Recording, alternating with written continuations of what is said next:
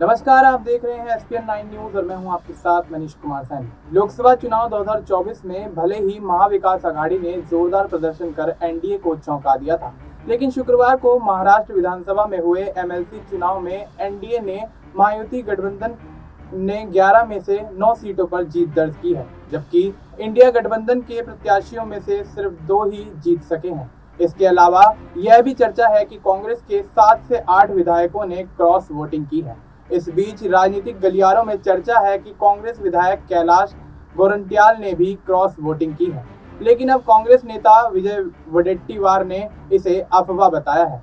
कांग्रेस नेता विजय वडेट्टीवार ने social media handle x पर ट्वीट कर कहा कि कांग्रेस विधायक कैलाश गोरंट्याल द्वारा क्रॉस वोटिंग की खबरें आ रही हैं, लेकिन ये रिपोर्ट पूरी तरह से गलत है। गोरंट्याल पार्टी के प्रति वफादार हैं, उनके बारे में झूठी खबरें फैलाई जा रही हैं। उन्होंने आगे कहा कि लोकसभा चुनाव में दिखाया गया है कि महाराष्ट्र की जनता हमारे साथ है, लेकिन जनता द्वारा चुने गए कुछ विधायक पार्टी के साथ बेईमानी कर रहे हैं।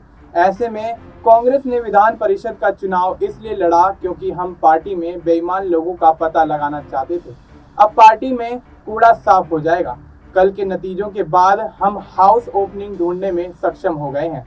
इस संबंध में पार्टी नेताओं को पूरी रिपोर्ट दे दी गई है। जो भी दोषी होगा उसके खिलाफ कार्रवाई की जाएगी।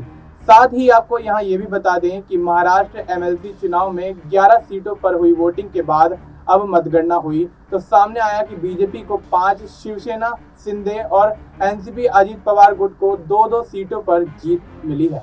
वहीं इंडिया ब्लॉक से शिवसेना यूबीटी और कांग्रेस ने 1-1 सीट पर जीत दर्ज की है।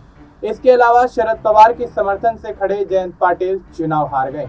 विधान परिषद चुनाव में जीत के लिए एक कैंडिडेट को 23 विधायकों के वोट चाहिए थे। इनमें बीजेपी के 103, शिवसेना शिंदे गुट के 38, एनसीपी अजीत गुट के 42, कांग्रेस के 37, शिवसेना यूबीटी के 15 और एनसीपी शरद पवार के 10 विधायक शामिल हैं।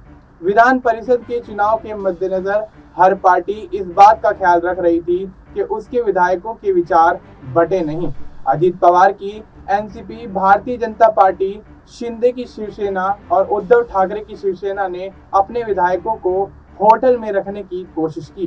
हालांकि शरद पवार की एनसीपी और कांग्रेस ने अपने विधायकों को होटल में नहीं रखा था।